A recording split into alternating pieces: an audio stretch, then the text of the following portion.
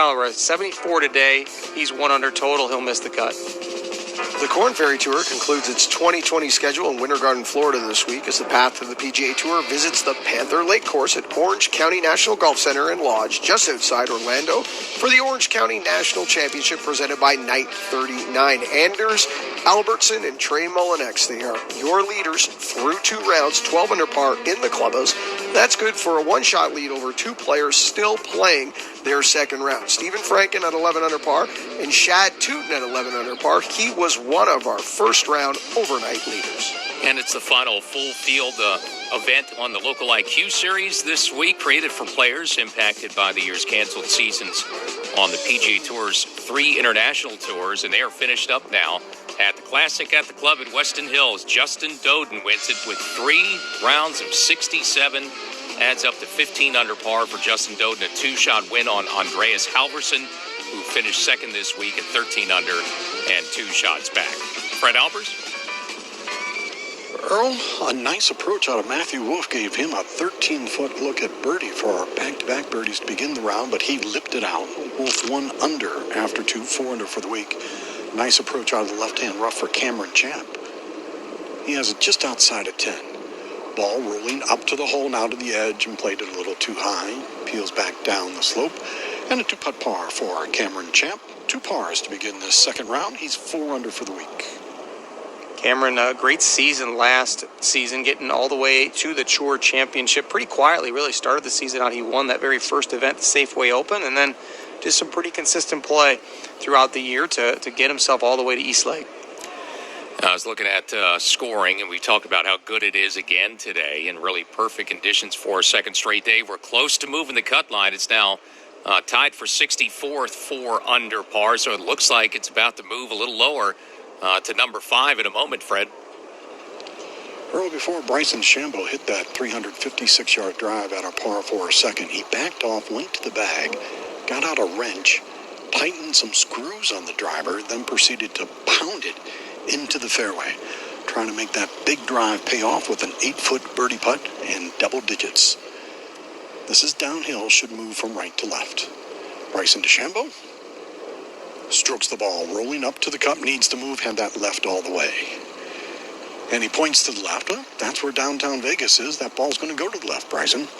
Mark, we've seen drivers in the past get damaged by hard hitters. I'm thinking of John Daly, who routinely seemed to bash in the face of his driver and crease it and had to change equipment. In fact, Cameron Champ, before the final round of Sanderson Farms, his first victory on tour, cracked his driver on the range, had to send his dad back to the hotel. Is it more and more common for these high swing speeds and ball speeds leaving driver that we're going to see more equipment repairs during the round, like we just saw out of Bryson DeChambeau on the second tee? No question about it. I mean, the speed that the ball is getting hit by Bryson DeChambeau, certainly these clubs are pretty amazing. These manufacturers know what they're doing. But when a guy like that is hitting it that hard, certainly he's not going to the local driving range and hitting those hard striper golf balls. That's going to even be worse. He's going to make sure he's going to hit his brand of golf ball on the driving range, and certainly we're going to see that happen a little bit, Fred. Well, today was a great makeup day for a lot of players to catch the co-leaders, and Sergio Garcia almost got there. Had an eagle and 6 birdies in his round of 64, 5 birdies and an eagle for Sergio. He finished up a moment ago, and we'll hear from him in 60 seconds. Last couple of weeks, a winner last weekend at the Sanderson Farms Championship. Today shot 64, highlighted by a hole-out eagle at the par 4-6 for Sergio, who's in the mix maybe for back-to-back wins. He's standing by with Bill Rosinski. Sergio, you follow up your 5 under round yesterday, 7 under today, 5 birdies and eagle. Your thoughts on how well you played in the second round? Played nicely. Definitely probably not as well as yesterday. A couple loose shots in the middle of the round there. But I recovered nicely, obviously. Made a couple good up and downs. And then hold out on 6, I think it was. So that obviously, always gives you a little bit of extra calmness, I guess. But yeah, good to finish with a birdie. I felt like I hit 2 good shots on the last and a nice chip. So very happy with the way the week is going so far. Scrambled well today, 5 of 5 up and downs, including 2 sand saves. Yeah, like I was saying. in the middle of the round, I hit a couple loose shots. Probably the par on 14 was the best hole of the day. From a plug lie, no green to work with. To hit the bunker shot that I hit, give myself a chance, and then roll probably a 16 or 17 footer for par. That was massive, because then that helped me go birdie the next two holes. So that was always a nice momentum kind of going, I guess. Take us through the shot at 6. You hole out, I think it was about 111 yards. What was the club selection? How did you see it after you hit it? Well, it was a 58 degree. My lob wedge, my most lofted club in the bag. Hit a really nice shot just right of the hole with a tiny little draw. Obviously saw the ball bounce just right of the hole and spawn. And from where I was, you couldn't quite see it. So I saw a little bit. I thought it hit the hole or hit the flag, and I thought it stayed next to it. Obviously, people, the little amount of people that were there, they kind of went crazy, and I was like, and someone started going like this. So then it was nice to know that I was in. But it's obviously it would have been nicer to do with crowds, but even without crowds, still very nice. Well, you're in great position heading to the weekend. Thanks for your time. Thank you. Thanks.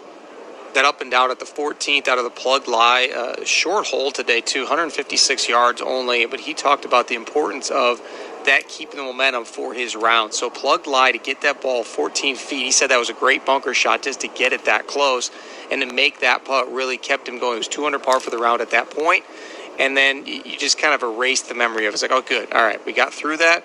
He ended up being bogey-free today, just one bogey yesterday on the card. So Sergio Garcia really avoiding those bogeys at all costs. And then, when you have a wedge fly in or go in for an eagle there at the 6, that's certainly a bonus. Yeah, and for Sergio, Shot tracer out. It's a 300 carry over the Arroyo, 312 to the fairway. I wouldn't mind them moving the tees up and giving players an option. Really make this a risk-reward hole. Fred, I never even thought about that. It's funny that Bubba Watson would try to go over there because it is a very narrow shot. Then you have out of bounds to the left that comes into play. But yeah, moving it up a tee there and making it so guys can drive it up there. It'd be interesting to see, though, because I don't think you gain a whole lot of advantage. I think a lot of guys, the way the green sits, you'd probably just hit it further down the right and be able to come into the green the way it sits. But an interesting perspective. This hole was converted to a par 4 for the tournament. I'm thinking maybe 7, 8, 9 years ago, something like that. Certainly was always a nice piece of candy when you came to this tee. You're like, all right, well, this is an automatic birdie as long as I get the thing in the fairway. It's definitely a par 4 with the length these guys are hitting it. now it's one of the handful, only a few holes playing over par today. When scoring has been down more than 3 shots under par, 67.8. The other tough holes in this second round, of course, par 3s, and number 8 is the most difficult on the front 9, except for that third hole. Second toughest hole, only 9 birdies there. Then you get to the back 9, and especially look at that stretch with a couple of par 5s and a reachable par 4 at 15. Got to be careful at 17 again today. That's the toughest hole on the back 9, Fred. Well, Bryson DeChambeau, as I said, laid up off the tee, just inside of 200 yards into a front right-hand hole location. Arroyo in front of the green, then a bunker, then the putting surface. Bryson DeChambeau with pars on his first 2 holes, 9 under par, plays in.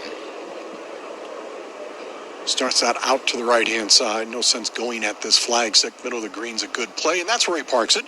Maybe better than just okay. 20 feet or less upcoming for Bryson DeChambeau, looking for his first birdie of this second round.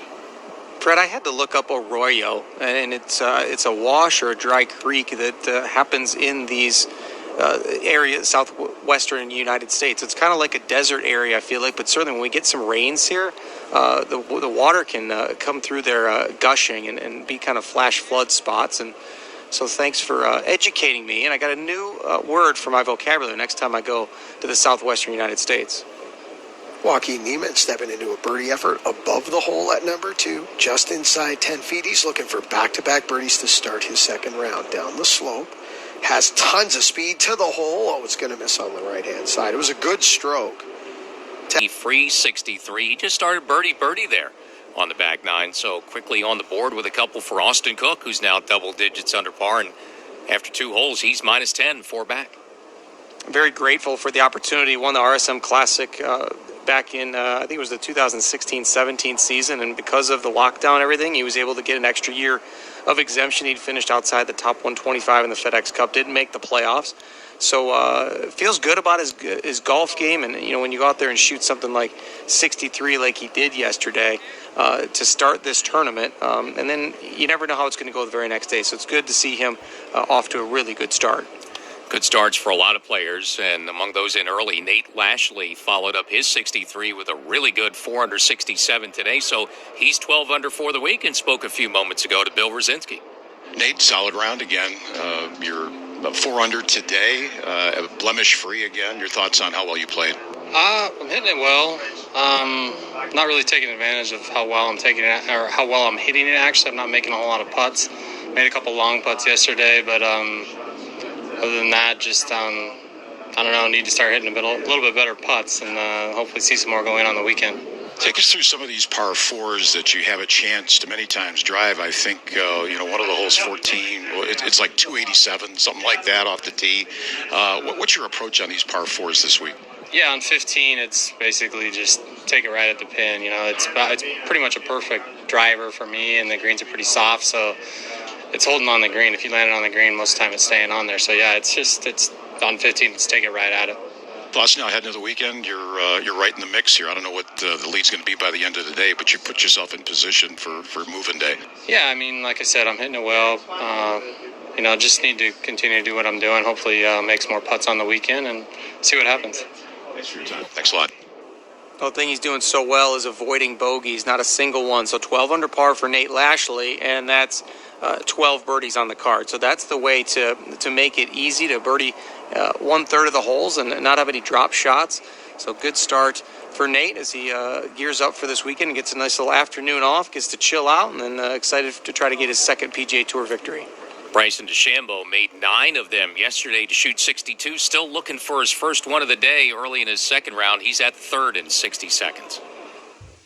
Imagine a one-stop service for worldwide golf vacations. Golf Breaks. Our lead in Vegas, the first of 2 weeks in Las Vegas, so a mini Vegas swing in the early section of the schedule. We'll double down in Vegas next week with the CJ Cup at Shadow Creek. That event moved for 1 year from its home in Korea due to the travel restrictions for the pandemic. And we are in our second round at TPC Summerlin.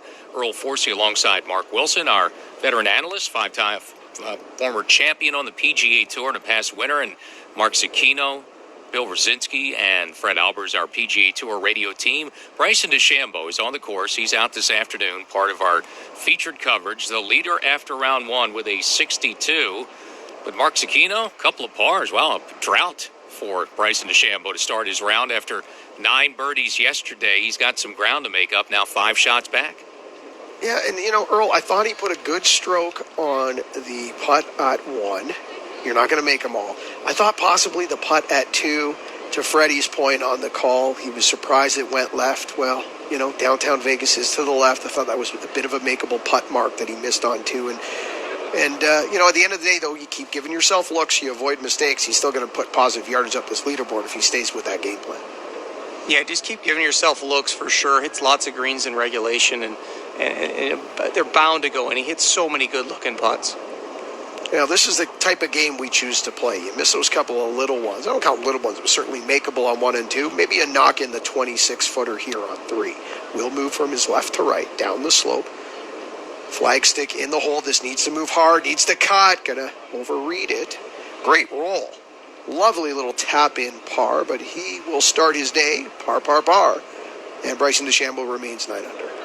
Mark, I talked about it earlier. He just hit so many putts from that range, 20, 30, even 40-footers, that are just always seem like they're coming in on the high side. He's got such good green reading skills, and then his speed is phenomenal. Your speed's got to be spot on if you're going to get those to come that close to the hole if they miss on the high side. And, leave it a foot past the hole for your tap-ins. That's ideal speed, in my opinion.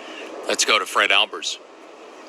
Bryson DeChambeau, Earl, looking a little frustrated right now. He's had 3 birdie putts in the first 3 holes. Good looks. And I thought nice putts. Right now, just unable to marry the speed with the line. Matthew Wolff was able to birdie the first, parred the second, and has a 21-footer for birdie at our par 4 third hole to take him to 5 under par. This putt will move from left to right. And the Wolfman strikes it, rolling up toward the hole. This has pace and slides on by. I think that may require a mark before attempting the comeback for par for Matthew Wolf.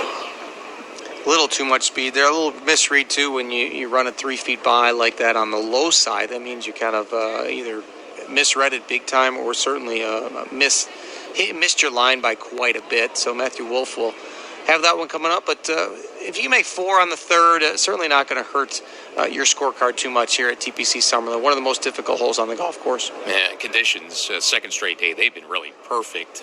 About 3 shots under par for the scoring average, 67.9, so a little more than 3 shots under par. And no breeze, really, no wind to speak of early in the day. We could get a little breeze this afternoon, and some wind is expected Saturday, Fred.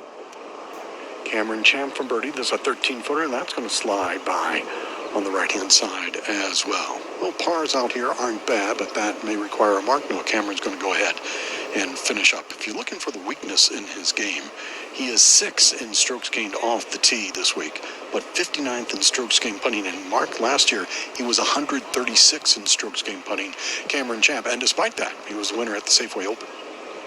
This group is a really fun one to watch because in terms of the strokes gained off the tee, you've got both Bryson and Cameron Champ, who were 1-2. In terms of driving distance, too, it was pretty wild, Fred, that Bryson DeChambeau, in terms of his average, was 3.6 inches longer than Cameron Champ last year. So he just nudged him out for that top spot.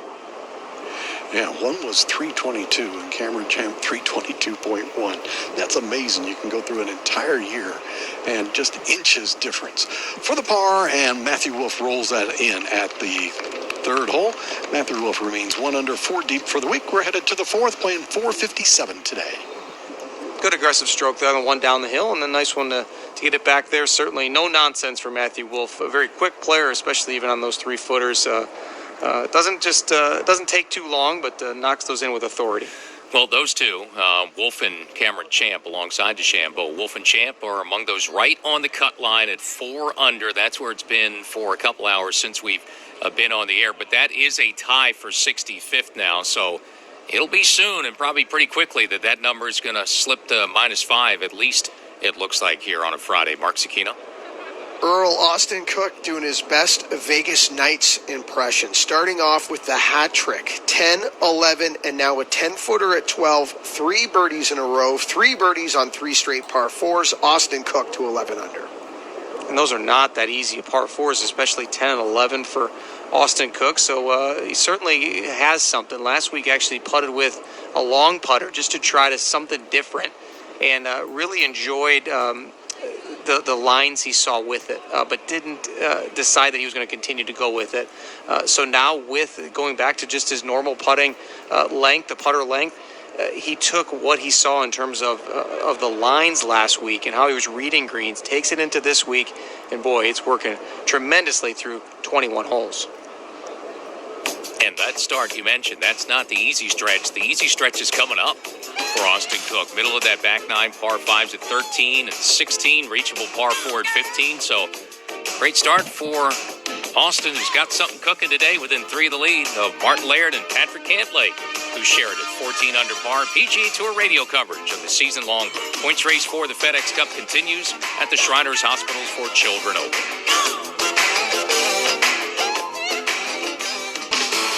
Second round in Las Vegas, TPC Summerlin for the Shriners Hospitals for Children Open. Earl Forsey with our PGA Tour radio team. Patrick Cantlay, Martin Laird, a couple of former champs share the lead. 14 under par. The winner to start the year, the Safeway Open, Stuart Cink, about to finish at the 9th. Bill Versinski. Now the par 5 9th is the finishing hole for Stuart Cink. 20 feet for eagle. Right now, 6 under today and -10. This will break hard to his left. Uphill putt. Up the slope it goes. Starting to make that turn to the left and in the middle.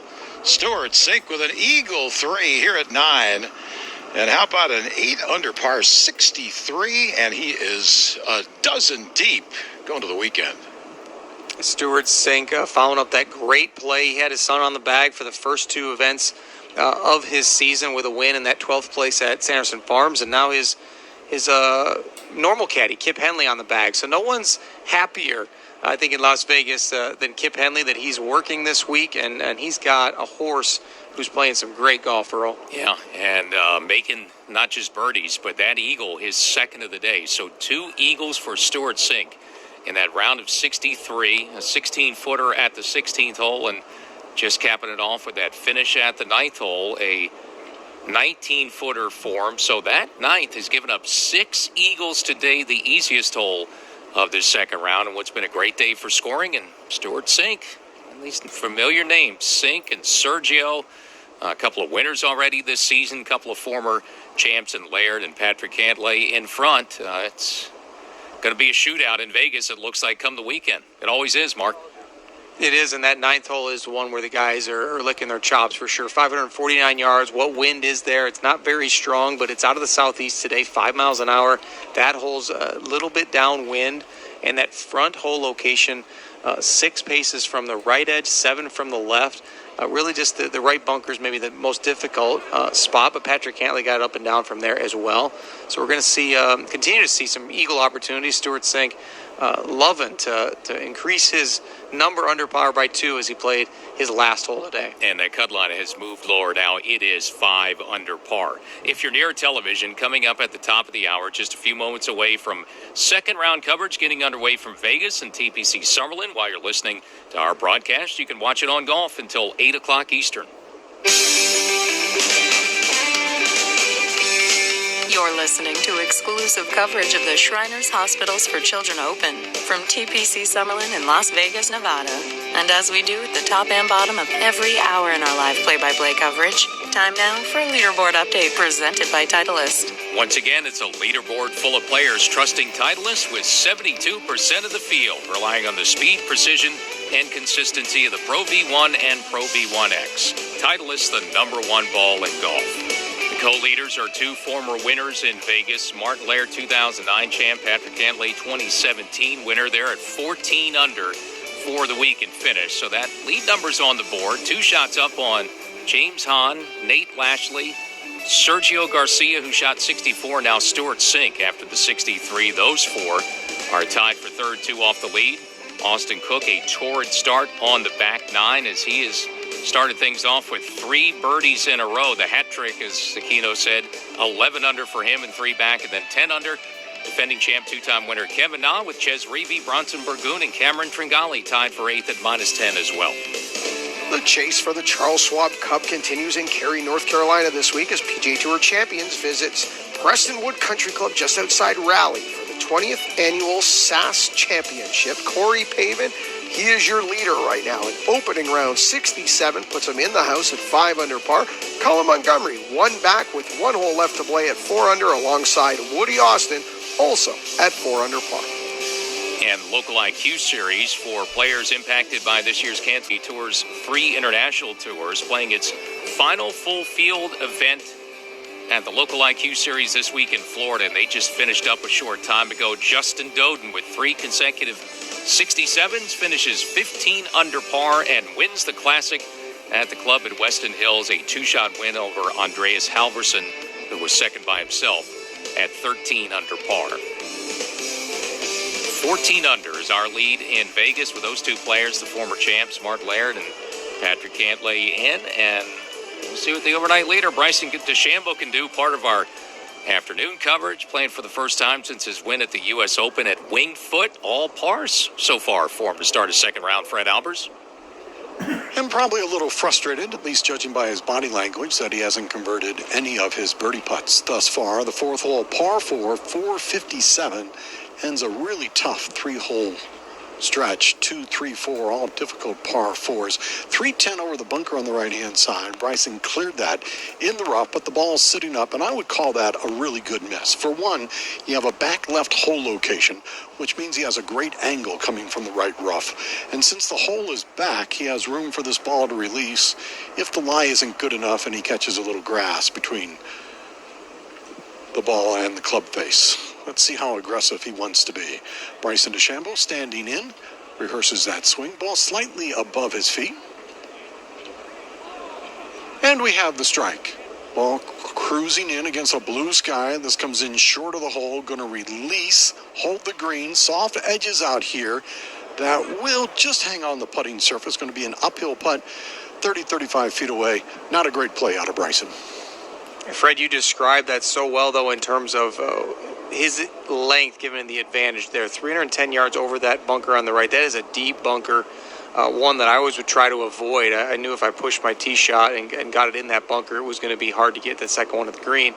But using his length there, smart. Hit it down the right with the hole located in the back left. He can go ahead and feed the ball back there, but a little bit deep on that one for Bryson. But still, he'll be likely get the putter on it there for his birdie attempt. Well, this is a tremendous field this week in Las Vegas. You have both major champions from this year, DeChambeau and Morikawa. 4 out of 4 of the winners so far in the FedEx Cup regular season this fall. 10 out of the top 11 in FedEx Cup points. So looking at the numbers, there were 25 players, more than 2 dozen to start the week, within 500 FedEx Cup points, meaning a win of number 1 Bryson DeChambeau. Now he's going to have a lot to say about how many of those players actually have a chance to pass him depending on how he plays. But that finish for Stuart Cink, vaulting him into a tie for 3rd with DeChambeau tied for 12th right now. That kind of scenario would project Stuart Cink back in the lead, and not necessarily with a win. So there's a lot on the line with the top of FedEx Cup points as well, with many of these same players who have already won right back in the mix in week 5, Mark. Well, you think about Stuart Cink can play defense, though. If he wins, that means Bryson DeChambeau cannot win, so he can't finish first, so Stuart would go into the... Even. Mark, this is an interesting read out of Cameron Champ. 30 feet up the hill, Vegas on the left-hand side, but shoulders on this green kicks the ball to the right. How do you justify those two opposing forces? Well, you have to go by a bit of feel, and let's put it this way, Fred. A ball always rolls downhill. You got some grade in there. The stratosphere, just a nice little landmark for us to remind ourselves where the low point really is. But, yeah, there's a lot of different factors in play. Bryson DeChambeau for his first birdie of this second round. A 30-footer uphill at the 4th. Back through, rolling up, flagstick in. It's on a nice line to the edge of the hole and just cruised by on the high side. So that ball did not break as hard to the left as what he thought it would. And rolls it far enough by where he's going to have to go ahead and mark it. And you know, Mark, looking ahead, I stand to be corrected because I forgot Mayakoba Golf Classic is a December tournament this year. So we're going to go right up after RSM Classic, little holiday break. Many of you will be enjoying turkey. Apparently I will not be. And then the Mayakoba Golf, you can see it's kind of, I'm stuck in my crawl. Mayakoba Golf Classic early December. So we're going to be playing golf right up until 2.5 weeks before Christmas, Fred. I'll be down there in Mayakoba. I already have my holiday Speedo all picked out for the holiday season down there in Cancun. Striking. Here comes Matthew Wolff. And a 30-foot range. He's 1 under through his first 4 holes, made a nifty 11-footer at the first. This is uphill, similar line to what Bryson DeChambeau did. It's all about marrying the line and the speed. Matthew Wolff, one last look down the line, and now he pulls the trigger. Got to hit this firm up the hill. That's not going to get to the hole. And it looks like everyone's going to scramble their way to pars out here at the 4th. Fred, so easy to let that one run away from you. They're going down valley on that putt, so Matthew Wolff understandably a little tentative, but I appreciate you, Fred, helping me out with my schedule, because now that I know you're going to be down there sporting that Speedo, I think I have to try to go Monday qualify for Mayakoba and be down there in Playa del Carmen come December. I would love to see photos online of that interview if that happens. Now, all pars for Bryson DeChambeau early in the day, and look, he made a bunch of them yesterday. And even for one of the best players in the game, it's always tough to follow up 62, but there's so many opportunities, Fred, on this golf course again today. You got to be patient. Absolutely, particularly in this stretch, 2, 3, and 4. You see everybody making birdies all around, and these are tough holes. 3 feet above the hole for Bryson DeChambeau to save his par at the 4th after running his birdie putt by the cup. And he rolls that into the middle of the cup. Nothing wrong there. You just got to keep your patience within yourself, as you know that the scoring portion of the golf course is still ahead. By the way, Earl, would you send me a reminder, do a little manscaping before the Cancun journey? Well, Freddie, I've been with you in Mayakoba, and I will say this. I've seen the Speedo. It is very tasteful. Austin Cook, the birdie run ends at 3 in a row, which is unfortunate because he got to the par 5 13th with a chance at 4 in a row, a hole that is very gettable, but he leaves there with the par. Still a wonderful start with Cook, 3 under through his first 4 holes. He's 11 under. And that Bryson DeChambeau group, one of our feature groups of the day, they head ahead to the 5th, the par 3 coming up for them in 60 seconds. For Children Open, Bryson DeChambeau about to be on the tee at the 5th. The 2018 champion describes it. The 5th is a par 3. It's about 195 yards, depends on where the pin is. It can play 180, 175 yards, depending on the wind, all the way up to 200. It's a diabolical hole downhill. Wind can kind of funnel and move through the little valley that it's in from number 6 in kind of a unique way. Sometimes it blows in, and sometimes it'll just funnel off right to left, so you can get some weird winds in there that could be quite diabolical for players moving through that area. The whole location today on the 5th is 14 on 5 from the right, so the prudent play is a little bit over to the left. Henrik Norlander made a hole-in-one here yesterday. The best shot today so far, Wyndham Clark, just outside 3 feet. He would make one of the 12 birdies so far, but right now the hole's ranked 5th here, playing just a little bit under par. Here, the 5th, a nice little par 3 down the hill. We'll go there now, Fred Albers. Ball in the air for Matthew Wolff. This hole playing 189 yards. That's going to be hole high on the left-hand side, 25-30 feet away. That'll be a speedy downhill putt-up coming from Matthew Wolff. 1 under on the round, 4 under for the week. And stepping to the tee, Bryson DeChambeau. Matthew hitting it right where you're supposed to put that on the fat side of the green to have that little left to righter now. And so Matthew Wolff so far only able to get that one birdie in, but certainly in control of his ball striking. And 4 pars for DeChambeau. This is a section from 2 to 6 yesterday when he shot 62. He kind of made his way through here with all pars, Fred. 189 for Bryson DeChambeau. This ball looks long. It is long to the middle portion of the green on the fringe. Now backs up slightly and is on the putting surface, maybe 35, 40 feet away. He missed this green in the opening round. Had a really nice foot par saver out here yesterday. Be a birdie putt. It would be honestly a difficult 2-putt from that position above the hole. Above the hole is going to be very quick, but you think about Bryson and the length he hits the golf ball, also in terms of his driver, but then also that makes these iron shots that much easier too. But playing downhill 189 yards is probably some sort of a 9 or an 8 iron for Bryson. One more to go there at the 5th. That's Cameron Champ, Fred. And he's on the tee, has a club, nothing but pars on the card for the champ. Stands at 4 under, 67 in the opening round. 2 on the green, but both long distance. I would not call this a birdie hole, even though everyone starts with an absolutely perfect lie. And Cameron plays away. Left-hand hole location here. I don't see that ball down. Well, that's not a good indicator. Has missed the green. Don't see it. I'll have to go investigate here. Just short. Looks like it's going to be in the fairway cut. He'll have something back up the hill from about 15 to 20 yards for Cameron Champ, but definitely a miss hit there, or he was just maybe in between clubs trying to hit one really hard and maybe just misjudged. But certainly coming up short and to the right there, club face slightly open at impact. Joaquin Niemann, left side of the fairway here at the par 4 4th. It's 457 today. Back left hole location. Bit of an awkward hole location, but Joaquin is 1 under on his round, 4 under par for the championship. Only 91 yards left after a very big tee ball. Going to try to hit something a little trappy, get it turning over, access his hole. Pelt of turf goes flying as the ball starts to turn over, needs to get down. Oh, that's not going to grab the back edge. That's unfortunate on a good line. Going to leave a slippery one from off the putting surface above the hole, 25-footer, chipping for birdie, Joaquin Niemann. Now, among the low scores we saw in the first wave today, what a month it has been for Stuart Cink. Mid-September, he gets back in the win column. His victory to start the new season at the Safeway Open. Now he's found himself in the mix thanks to a closing eagle today. 8 under 63. He's 2 back at -12 and standing by to talk to Bill Rosinski. Stuart, congratulations. Anytime you make 5 birdies and 2 eagles, that's got to be a fun 18 holes of golf. How much fun was it?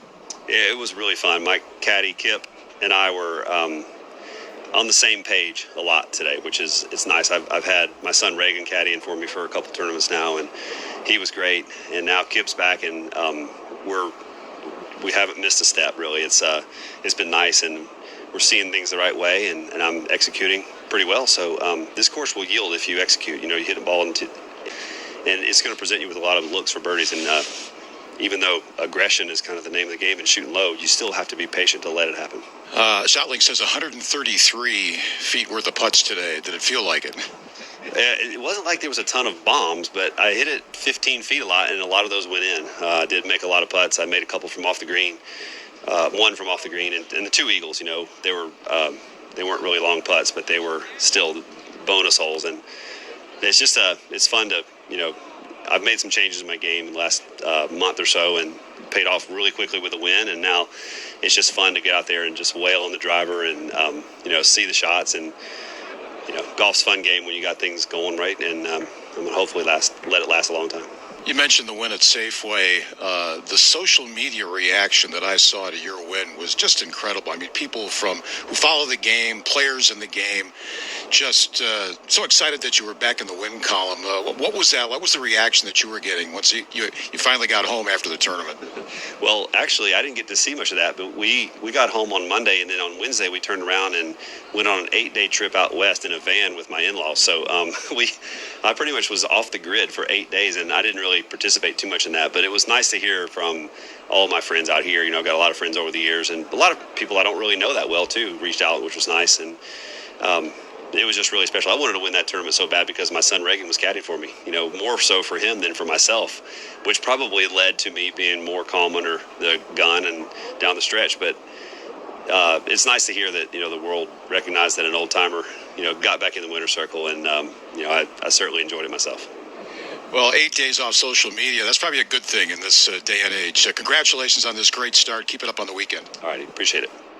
Stuart Cink was one of the pioneers on Twitter for professional athletes, really, back in 2009. And boy, his timing was amazing. He got into Twitter early that season and then won the Open Championship. So certainly had a lot of fun with the Claret Jug and really showed his personality. And social media has been a great outlet for some of these players to show their personalities. But on the greens this week, I mean, he talked about how he made his fair share. 10 to 20 feet, nearly 50%, 4 for 9. And then how about this? 20 feet and beyond today? He was 2 for 4. 50% for putts 20 feet and longer. And no wonder Stewart went so low today with a 63. Webb Simpson now with the birdie effort at 4 from 15 feet. That's going to slide by. Webb Simpson just stuck in neutral right now. A little work. He's going to dig in his pocket. He'll have a few feet left for the par save to remain at 3 under. Joaquin Niemann has already hit his pitch shot. Used the putter from off the putting surface and rolled it up to about 8 inches. So Joaquin Niemann going to tap in for his par. He'll remain 4 under. They got to stay patient. You think about Webb Simpson starting out with all these pars, and these are the tougher holes on the golf course. Stuart Cink talked about it. You got to be patient. It's like you feel like you're supposed to be so aggressive, but at the same time, you got to kind of wait for things to happen. These guys starting on the front 9 this afternoon. Got to continue to remind themselves the place to really get those birdies and eagles is going to be later on that back 9. Over again down to Fred Albers. Yeah, bad news for Cameron Champ Earl. His ball up against the desert, could not get a club on it, and elected to take a drop under penalty of a stroke. So in the desert in 1, drops 2, and is chipped some 10 feet past the hole. And that'll be for bogey upcoming for Cameron Champ. Pars on the first 4 holes, but going to drop at least 1 out here, and it could be 2 at the par 3 5th hole. Playing 189, a conservative play out of Bryson DeChambeau off the tee, leaves him a downhill slider of 34 feet. Mentioned he's had trouble marrying the line and the speed here. Well, this will be difficult. Downhill, moving from left to right. Putt will break away from him. Flagstick in, unattended. There's Bryson DeChambeau, gives it one more look down the line, slowly back. Impact over one ridge, creeping up toward the hole, nicely paced, and just missed it on the high side. That's a really tidy 3 on the card there for Bryson DeChambeau. Even par through the first 5 holes of the second round, 9 under par for the week. Yeah, just 5 pars. You think, oh boy, I'm backing up. But once again, another tremendous putt from long range, 34 feet, and it's always has hope. It's always coming in from the high side, almost always that is for Bryson DeChambeau. 14th hole, and back over to a member of the team that covers the U.S. Open and the Open Championship. Had covered it on ESPN Radio for many years, Bill Rosinski. Here at the par 3 14th, Austin Cook trying to get back on the birdie train. He birdied his first 3. Then a par at the par 5 13th. Uphill 17-footer here at 14 to the cup crawl. Yes. One more turn and it dropped. Austin Cook with another birdie, 400 today. He's now 12 under. Austin's really found something. He said he found something with the ball striking, and then with the putter experiment last week, going back to the his normal length putter this week. Why not roll one in there at the 14th? And now he's got really a couple holes where he can have some eagle putts coming up here at 15 and 16. Yeah, I mean, a lot of those birdies on the back nine, those are the tougher holes on the back nine. So Austin Cook has that stretch at 15 and 16. Stuart Cink went birdie eagle and that stretch, and that's certainly a doable possibility. Back to Cink's numbers real quick, and you were talking about his putting. Mark, 28 for 28 inside 10 feet, too. So he's making some long ones. And those money putts, I mean, it's, like Sergio was doing last week. The ones you need to make, he's made them all so far this week. Let's go back to Fred. And Matthew Wolff with a nice opportunity to birdie the par 3 fifth from 189 yards out, put it to within 24 feet of the hole. He is above the cup, and this will move downhill and fade to Wolff's right-hand side. Beautiful with him in that stroke. As the ball creeps slowly up toward the cup, turn a little bit, didn't do it. And that's 2-putt par for Matthew Wolff. He's played 5 holes. He's 1 under par. He's 4 under for the week, headed to the 6th. Certainly looking solid so far for Matthew Wolff. Not messing around. Has basically birdie chances on every hole so far. Hit every green in regulation. So just got to continue to be patient.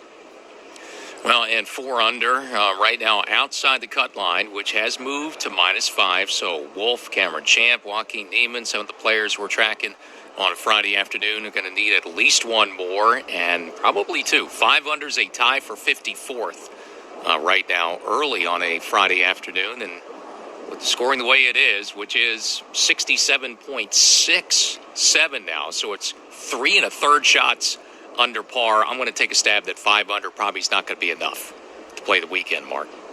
Yesterday, there were 58 players at 3 under or better. So it was one of those where you're going to kind of double that. I think it's 58 were at 4 under or better, and there were 85 at 3 under or better. So it certainly tells you that you double that, likely going to be 6 under, and the guys are continuing to go low today. It's certainly been a lot of fun to watch so far for a day and a half, Bill Rosinski. Yeah, Austin Cook is going to try and get on this short par 4, the 15th hole. 284 is the distance today. 14 up 4 from the left is the hole location. And he swings away. Kind of a hazy sky here this afternoon. That's kept the temperatures down a little bit. Trying to get it up on the front of the green, and I don't think that made it bounce short. There's a bunker there. So it's just short of the green. We'll see if he can make an up and down for birdie. How about last year? He played 20 events, missed the cut 9 times, and suddenly has found a little golf game here this week. He sure has taken advantage of that extra year of eligibility from his RSM victory there in St. Simons Island. To Fred Albers. 2-putt pars for Matthew Wolff and Bryson DeChambeau at the 5th. Now Cameron Champ trying to save bogey after taking a drop out of the desert down the hill from 10 feet. That's not going to go in either. Peeled out to that right-hand side. That's going to be the dreaded double bogey. That just saps any type of momentum out of the round. And Cameron Champ through 5, 2 over par, and 2 under for the week. That's 2 double bogeys for Cameron Champ so far. Did it yesterday, hit one short right on the 3rd hole. He was in a bit of a predicament there. That was a little tougher shot. He was underneath a tree. Today, hitting it on a peg, off of a peg, I should say, into a par 3 and missing it that far short. Certainly an unforced error for Cameron Champ. So you just got to put it behind you, and there's a lot of birdies up ahead, but certainly a tall mountain to climb for Cameron Champ. Joaquin Niemann, who opened with birdie at 1 and has run off 3 pars in a row, has just stuffed it to 3 feet, hole high, par 3 fifth. That should be a kick-in birdie to get to 5 under par now on this championship, trying to make a move to get it to Saturday.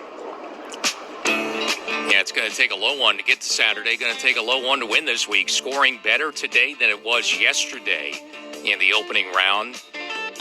It's a birdie barrage. We knew it would be. It was so far for Patrick Cantlay, Martin Laird. They've had rounds of 65 and 63, both of them. And they lead it 14 under par as we continue our coverage from Las Vegas, Nevada, and the Shriners Hospitals for Children Open.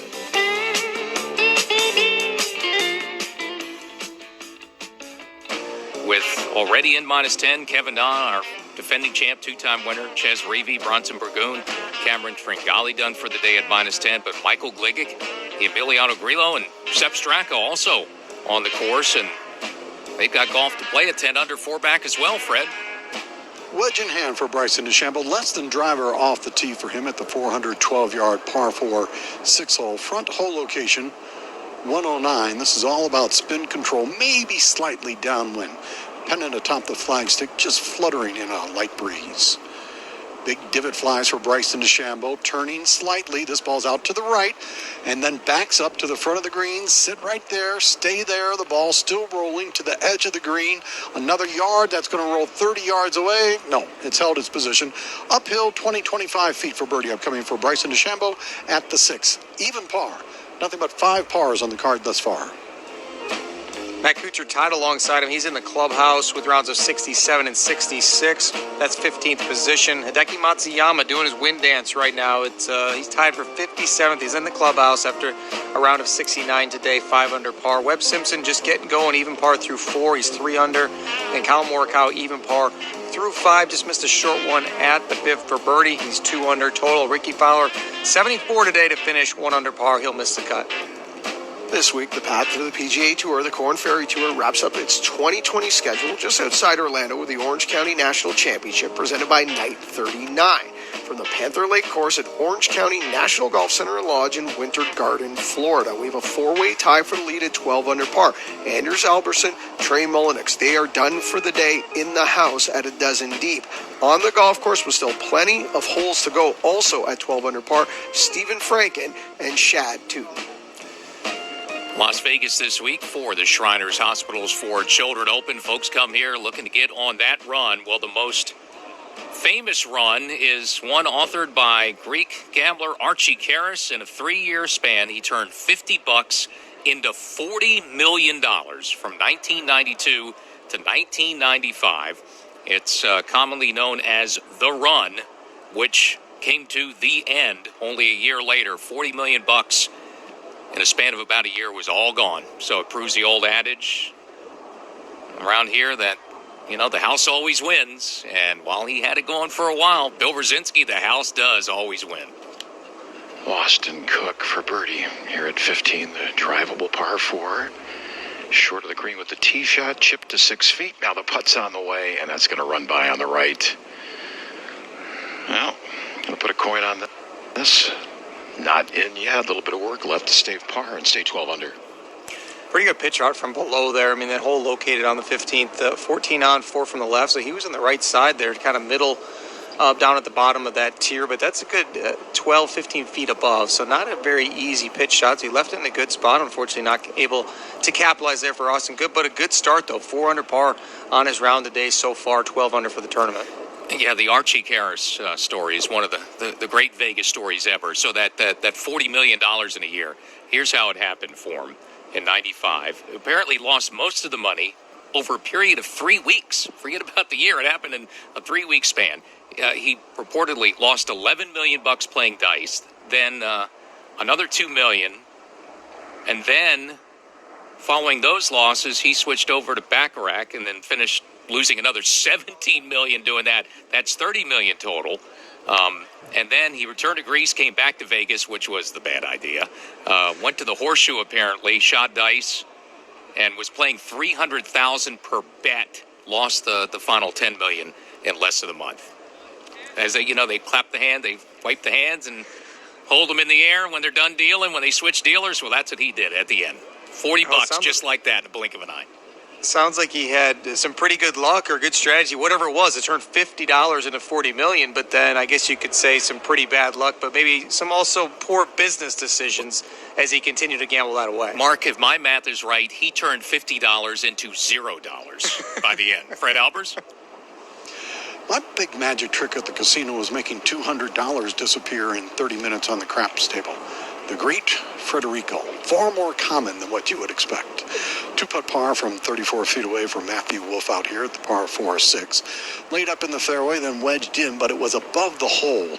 Downhill, side hill. He nursed it up, within 6 inches of the cup, and a tap-in par for Matthew Wolff. 1 under after a birdie at the first and 5 pars since then. 4 under for the week.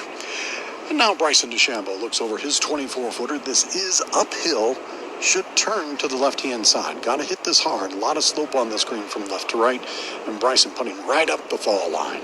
Sends it on its way. Looked like he pulled that from the get-go, and he did. But had very little movement in it. 6 inches away. Another tap-in par for Bryson DeChambeau. Nothing but 6 pars on the card thus far. However, scoring portion of the golf course about to begin at the drivable 380-yard par 4 7th. Another no-stress par for Bryson DeChambeau there. But, yes, we've got the 7th coming up. He drove it on there yesterday, was able to have an easy 2-putt for a birdie. And today, the hole a little more accessible there on the 7th. So we'll see Bryson likely get things going in the red here very shortly. Well, Mark, we heard that Joaquin Niemann stuffed one in at the par 3 fifth to 3 feet. He did convert, so 2 under through 5. Now 5 under par for the championship. His round headed in the right direction. He's playing alongside of Colin Morikawa, who has been stumbling out of the gates. A drop shot back at 4 moved him back to 1 under par, but he also made birdie at 5. So Colin Morikawa back to 2 under, which is where he started. So looking at 7 today, 380 on the scorecard. It was 381 yesterday. You mentioned Mark DeChambeau drove the green, hit it to 15 feet, and 2-putted for his birdie there. 349 to the front. 7 players are trying to get there. No one has done it. Tyler McCumber, Mark's son, got closest. He was about 10 yards short of the green. Got up and down from the front. It's a right-hand hole location. A lot of the players trying to get up closer. There's a little narrow neck of fairway run up in front of the green, and no one that's been there today has been able to get up and down. So you tell me, how should you play that hole if you're DeChambeau? For DeChambeau, it's going to take very similar line as he did yesterday. The idea is to miss it in that front left bunker if he's going to miss it. Anything right there, if he bails to the right, that's going to be very difficult up and down, especially if he gets it up there hole high. And so that would be the idea. But I will say, Earl, this hole, you look at a scatter chart from 10 years ago, you would have seen, I would think, 75% of the guys laying back behind the other 2 bunkers. This hole's been redesigned a little bit. They've added a couple bunkers. Used to just be kind of no bunkers there in the landing area, but guys would just kind of hit it down there and have 120 yards in. But now guys kind of force the issue just because they're hitting it a little bit farther, and they understand the benefit of getting it up there close to the green. DeChambeau got home yesterday for one of his birdies to finish off his round. It's his 7th hole today, and we'll see what he does on the tee in 60 seconds. 4-7, 380 today, 359 front, and Bryson is waiting, and I'll tell you why. Because PGA Tour officials tell me he is the only player to ever drive the green in the shot link air, and he did it in the opening round.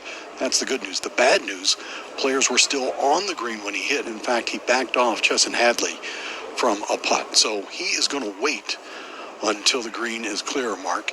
What's the etiquette on that, Mark? Don't hit into anybody, Fred. That's certainly the etiquette. Bryson did talk about how certainly you can't see the green real good. You got to make sure that people have walked off the green to the 8th tee across the little cart path there. And Bryson had said that he thought they were kind of a little bit behind and that they were just kind of out of there. So you certainly got to make up your mind. If you're going at the green, the etiquette should be, if you got any chance of getting it, I would think within 30 yards of the green, you should wait till they get off, because you don't want them even hearing a ball landing nearby. That can be a distraction. Well, there's no doubt what he's doing it's a game changer in the game of golf, certainly on the PGA Tour. And you heard Fred mention he's the first one ever to get home in the shot link era. I'm guessing not going to be the last. He may be the second one to get home. See what he does today. Putting today, just looking at early stats, all the pars. Today, yesterday he was 10th in strokes gained, picking up more than 2 1/4 shots. Today, though, he's lost a shot, so he's near the bottom of the field. 121st strokes gained putting today with all those pars on the card early. it was kind of missing the 20-footer at the first hole, and then especially that 10-footer he missed at the second hole. He would have lost about a half a stroke to the field on that one. All right, the green is clear. Hold on, Fred. And Earl, I'll tell you one of the problems is that no one drives this green. So usually you'll have marshals or someone standing out in the fairway telling players that the green is occupied, you can't hit yet, and it is a dogleg left, so you can't really see the putting surface. But with no one hitting the green, the marshals aren't trained to go out and stop play. So Bryson thought the green had cleared. He hit a fabulous shot to within 15 feet, but absolutely a distraction. And he was prolifically apologizing about it after the round.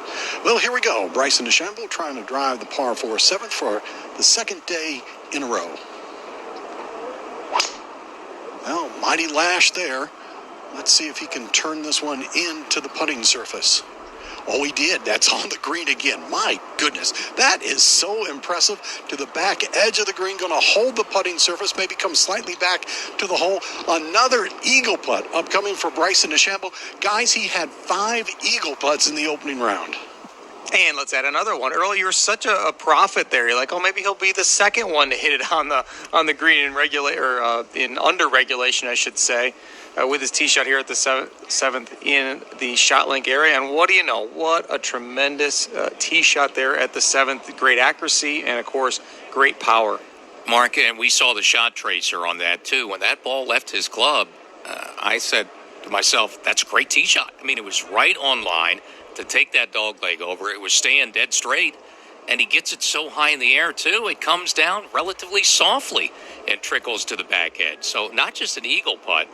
Not just the only player to hit the green today, and now for the second one ever, he's going to have a legit chance at an eagle there at 7 to get on the board here and could do it in dramatic fashion. And you're right, Earl, in terms of having the golf ball roll the right distance. I mean, the greens are 11.5 on the stimp meter, and that green's pretty flat, maybe a little tilt from back to front, but to be able to control the distance, of course, that's maybe not he's not really trying to. He's trying to get up there somewhere and then kind of hope for some decent bounces. And for 2 straight days, he's gotten really good, fortunate bounces, and now second eagle putt on the 7th. Yeah, I mean, his kind of formula on this whole thing is just hit it as far as I can, and even if it's not exactly on line, wherever I'm going to be is a lot closer than you're going to be to the green. I'll get it up and down. I've got a better chance to get it up and down than you do. And this one, there's no up and down here. That's 373 off the tee to 26 feet for eagle at the 7th. And what he does so well, too, is that he misses it most of the time on the proper side where he has some green to work with. So yesterday, he hit about 15 feet right of the hole with the pin. The hole's located back left. Today, the hole's located over there on the right portion of the green. Well, he hit it left of the hole. That's where you should miss it. And if you happen to overcook it a little bit, well, you'd have a lot of green to work with. Well, and one of the arguments against it would be, well, you can't win a major that way. You can't win a U.S. Open that way. Well, guess what? You can, right? So time and time again, everything he's done throughout his still young career, it's been proven correct. And it's interesting, too, Earl, I've gone through some stages, too, in my career where I lose confidence and you just feel like you're trying to steer the ball out there, and then you just get fed up and go, all right, I'm just going to swing as hard as I can. And a lot of times I'm amazed at how straight I hit it when I'm trying to swing as hard as I can. And I think it's because everything just kind of falls in place a lot better. When you're just trying to get it out there and play, you try to manipulate different movements of your body, and it doesn't all come together as well as when you swing really hard at it. It's pretty impressive. Inside 30 feet, and DeChambeau trying to get on the board with an eagle, too, in a big way out at number 7, Bill. Well, Austin Cook playing this reachable par 5 took himself out of that equation with a tee shot that leaked way to the right. He had some tree issues. There was no way he was going to go at the green, so he decided to lay up. So he took it down where the fairway goes left of the water that fronts this green. So now he's looking at 95 yards, going to have a wedge. And when you look at the whole location, it's 16 up 5 from the right. Now, that's a little different look for him from this angle. But right now, having a really good round of golf. 400 today, minus 12. And the first par 5 here on this 9. Here comes the play with the wedge. Oh, that got within maybe 5 or 6 feet and then spun. Well, we'll get back to that group in a moment. These feature groups on the front nine today, and, now we're waiting for Bryson DeChambeau to get up to 7 after another impressive poke off the tee. At 7, DeChambeau's got a chance for eagle to cut into his deficit. He's 5 shots back after shooting 62, but could get a couple back right here in a moment. And it was just a year ago. That's where he told everybody, hey, I'm going to go ahead and do a transformation of my body. I'm going to look a whole lot different the next time you see me. And, he kind of started to evaluate an experiment after a year. I think the experiment's gone pretty good. Yeah. Now, the bad scientist, right? And, to be his caddy, too, you've got, it used to be, and normally is, just about addition and subtraction. You have to know algebra, geometry, and calculus, and a little physics, probably, to be, alongside him. And they all, those numbers seemingly all add up. And he's won at this course before, hit the longest drive, and ends up being by nearly 40 yards at the 7th, and he set himself up for an eagle putt at the par 4. Again, Fred. Matthew Wolff laid up off the tee, Earl, 70 yards. His chip in the air, back right hole location. This is a nice shot to within, 7 feet or so, an uphill birdie putt upcoming for Matthew Wolff. He has the only birdie thus far in this group, 1 under today, 4 under for the week. Very good control on that wedge shot, little part wedge. He's all smiles, laughing with his caddy.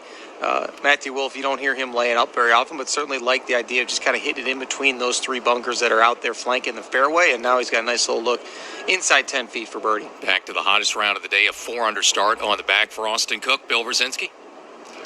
Yeah, and he was able to hit that wedge. He had to lay up because of this tee shot going way right. He had 95 yards, and that ball hit literally within 4 feet of the cup and then spun back. So he's going to have a 10-footer coming up for birdie. He's at the par 5 16th. He's 12 under.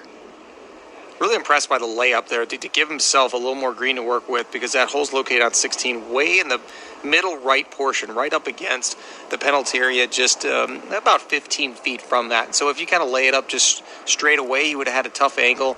Instead, went ahead and took the water on the second shot, hit a little further down, gave himself that better angle. Now he's got that putt inside 10 feet for birdie. Well, and back nine's been kind to him this week. And closing out the 63 there yesterday, he went eagle birdie at 15 and 16. That eagle at 15, that's the other par 4, the really supposedly reachable one, unless you're Bryson DeChambeau. And then he, got through that stretch, and that's what you're looking to do. Pick up at least 1 birdie. You'd like to go birdie. Certainly the possibility is there for an eagle and a birdie in that 2-hole stretch, and he's coming off a par at 15, which is really, kind of a disappointing par for him in what's been a great start today. So he's going to have that 10-footer, as Bill said. A good look at 16 for what would be a 5th birdie in his opening 7 holes today toward start for Austin Cook on the back 9. And for Austin, a guy who, last season, 155th in FedEx Cup rank. I believe it was Bill that mentioned he'd missed 9 cuts, only 2 top 25. So he hasn't been really kind of in that contention area where he's going to have a real great finish. Those top 25s came actually in 2019, the fall portion. So you wonder what's going in through his head, and that's really the biggest challenge for Austin Cook as he continues through this tournament to continue doing what he's doing and just to try to stay in the moment and not think about the magnitude of finally playing well again. And we'll go back to 7 on the front 9. Fred Albers. Earl, you and I have been sportscasters for a long time, and if you're calling a stadium sport, an arena sport, basketball, football, baseball, you always know where the ball is. That's not a problem. If you're calling golf, it's a little bit different. And out here, I'm standing at the green, and Bryson DeChambeau is 400 yards away. There's no way I can see that golf ball in the air. I can barely see Bryson DeChambeau. So I watch him swing, I wait to hear the crack of the ball through the headset, and then you're looking for it. Your head's on a swivel, no way you can see it, and just as I'm about to say that ball has missed the green, it clears the bunker and rolls up in perfect position. I'm telling you, I am just so amazed that he can do it, and do it back to back. You do it once, call it a lucky shot, call it a coincidence. You do it back to back. That is just skill, and I'll tell you, Bryson DeChambeau is absolutely changing the way golfers look at their game. You're going to see everyone trying to get more distance out of the ball now. After driving the green at the par 4 7th, Bryson DeChambeau, 26 feet, 4 eagle, downhill, just taps on that ball. Ball rolling up, flagstick in, now approaching the cup. At the edge, he made it! He made it! How about that? A deuce on the card for Bryson DeChambeau after driving the green at the 7th. My goodness. Oh, he's tired of not making birdies. Well, I might make a birdie. Might as well make an eagle. Kind of make up for 2 in 1 hole. That's the way you do it. That's how you get strokes gained both on your tee shot and strokes gained on the putting to roll that one in. That one just catching the low side and dropping down the flag stick was in, too. And so he gets a fist bump from the caddy. He's walking off the green and shrugs his shoulders, and I was able to lip read him. He said, yeah, not bad. 373 off the tee and a 26-footer for eagle. Yeah, not bad, Fred. Well, it's funny. I asked Tim Tucker as he walked by me. I said, what was that? 3-wood off the tee? He looked up. He goes, just a soft one, a little cutty. He hit all of it. Now, Matthew Wolff tries to put the excitement of the eagle and has a birdie putt of his own from inside of 10 feet. Rolls that up. He rolls that in. Well done out of Matthew Wolff. Laid up off the tee. Still walks away with birdie. Matthew Wolff 2 under today and 5 under for the week. Well, they lost the tee, but another birdie for Matthew Wolff. Very solid start for the Oklahoma State University standout there. Won the NCAA championship as an individual and as a team as well during his time there. And just a young guy, just 21 years of age. You're going to see a whole lot of Matthew Wolff. Now some fun on the front 9 there. Let's see what's going on the back 9, Bill. Austin Cook now, 10-footer for birdie here at the par 5 16th. See a lot in this putt. Just to get to the Baker's dozen under up to the cup, and that's perfect. Right in the heart. Another birdie for him here at the par 5 16th. 5 under today, 13 under for the week. Austin Cook wants to be remembered here as well. Torrid start, they're birdieing 10, 11, and 12, and then through that stretch that you really want to make a bunch of birdies, was unable to capitalize on 13 and 15, but birdies on 14 and 16, so 2 under in that very gettable stretch as he heads to the difficult par 3 17th. Yeah, and look, that you do have to be careful. The water can come into play if you're not careful at 17.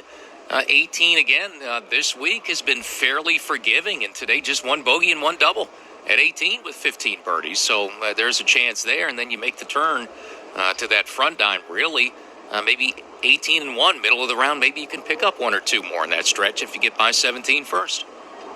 17, the tees on the back there, but because the hole's located on the very front of the green, the hole's only measuring 174, and it plays about 5 yards downhill. So most players going with 8 irons, 9 irons, something like that to that front hole location. But Earl, you're right. It's so narrow up there, about 15 yards from fringe to fringe, and left of the green there is penalty area. You're swimming and really struggling to even make a bogey there on 17. 18, they got the hole located up there up against the water as well, but it's kind of a sucker pin where guys just play it to the fat of the green, and then you're left with something inside 20 feet, and a good chance to roll one of those in as well. So Austin Cook off to just a tremendous start here, and I just would love to get into his mind and see what he's thinking right now.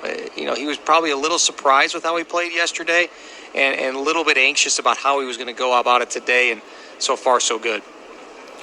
Well, Colin Morikawa back at 6, heating up a little. Rolls in a birdie effort. That's back-to-back birdies now for Colin Morikawa. He's at 3 under par. Webb Simpson finds his first birdie of the day alongside Morikawa at 4 under. Joaquin Niemann walks off with the par. He's 2 under on the round, 5 for the championship, but they get to that gettable par 4 7th, and Joaquin Niemann has busted driver 333 up the middle, only 37 yards for his second at 7. Guys, do you remember all the way back in the old days where 333 used to be a big drive? Freddie? Absolutely. Still a big drive. Now Bryson DeChambeau trying to calm down after that eagle. Plays away into the 8th. 181 with a front hole location. Body language isn't good here. And that ball out comfortably to the left-hand side. Mark, you got to miss this on the left-hand side. Anything right is bad. And that's in that 35-foot range for Bryson DeChambeau. You do, Fred. You got to be over there. Bryson certainly shaking his head a little bit, but ahead of him. Lots of birdies ahead for all the players in this group. Hope you didn't get lost in the excitement over the eagle, because it was a beautiful birdie out of Matthew Wolff. 2 under on the round. He plays away into this par 3. Ball disappears into the sky, and I do not see it reemerge. I think that's probably just short here. Front left portion of the green for Matthew Wolf. Solid shot, long birdie putt coming uphill. Austin Cook on the tee here at 17, the par 3, 174. Front left hole location. That's a really narrow part of this green. It expands a little bit wider. You get about 20 or 30 feet further up, and that's actually where his golf ball lands. Safely, middle of the green, downhill putt outside 30 feet. Austin Cook looking to get to 14 under par. And co-leaders Martin Laird and Patrick Cantlay, a couple of former champs, 14 under. Another former champ just made something happen, made some noise on the front nine at 7. Bryson DeChambeau a moment ago. Bryson DeChambeau, 26 feet, 4